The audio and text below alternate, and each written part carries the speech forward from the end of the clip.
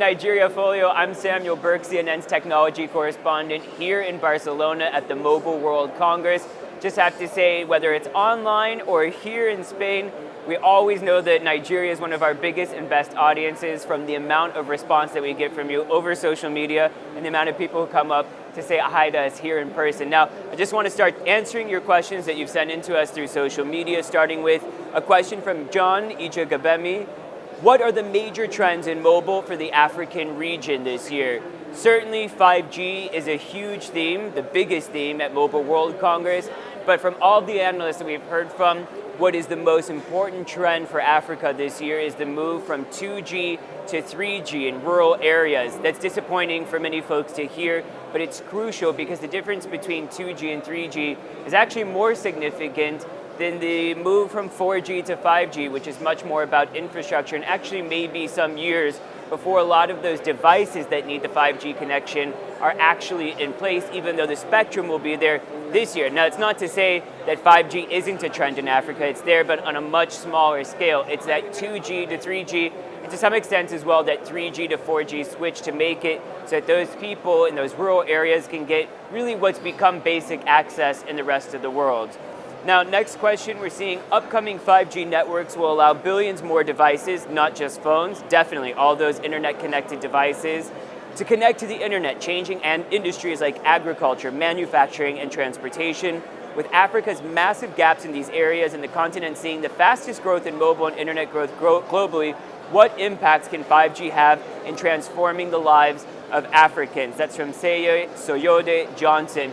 Well, there's actually a school of thought that thinks that the gap can be bridged much faster using technology like 5G. Those places in Africa that have fallen behind, whether it's 3G, 4G, or 5G, that release of technology can help bridge that gap faster than ever before in the history of the continent.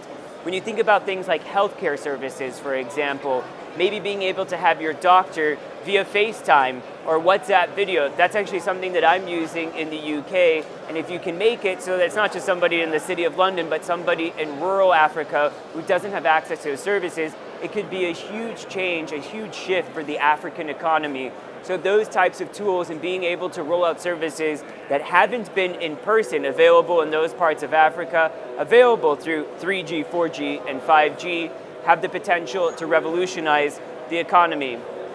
Next question from Dorcas Alzaki. What new technologies can be expected to break ground in Africa this year? Well, I have to say, going back a little bit to what I was just saying, so many people think that it's going to be healthcare, and they think because of that gap, there's actually a space for Africans to innovate in a way that's maybe not happening in other countries. They believe because there's that scarcity of a doctor, for example, in so many parts of rural Africa, that if the continent uses that opportunity, they might be able to export the best practices that they're implementing on the continent to other places that maybe haven't caught up because there's not such a need for those services just yet. That can be Africa's big chance to take what works there and sell it to the rest of the world.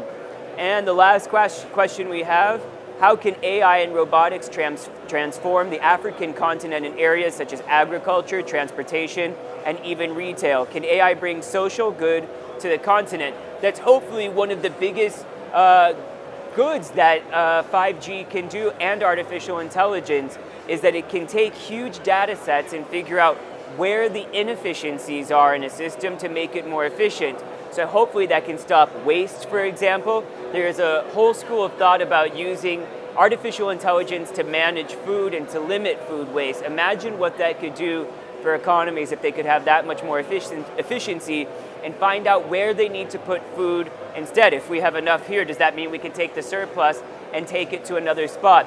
And especially when it comes to agriculture, so many places that don't have the development of the huge industrialized agriculture cultures that there are in so many places, I always say you have to look to Israel. Look at what this small economy with a real lack of resources when it comes to agriculture has been able to do with their technology. I think if a place like Africa looks at the best practices there, whether it's drones to help them manage agriculture, and it's not so much about the drones, it's more about the data that the drones collect, and then the artificial intelligence processing that data in a way that probably humans never could, and at a rate that humans definitely could not have. Using that infrastructure to then make improvements in agriculture could have a huge impact on the African economy, and again, open up doors for African innovators to sell their products.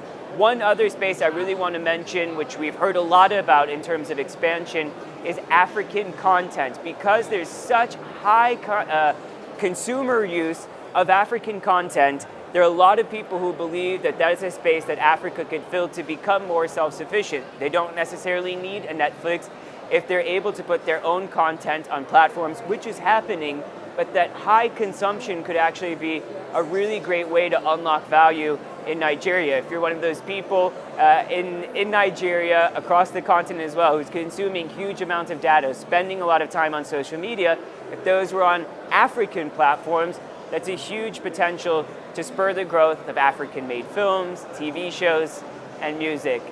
Well, we're here at Barcelona Mobile World Congress, and I just have to say, I spotted it. 6G, we found a booth that's already working on 6G. So while the rest of us are trying to catch up to 3G, 4G, and maybe even get a little taste of 5G, some people are already looking at 6G, 2019 5G. The Finnish researchers I was talking to who are working on 6G tell me that will be ready en masse in 2030. See you then.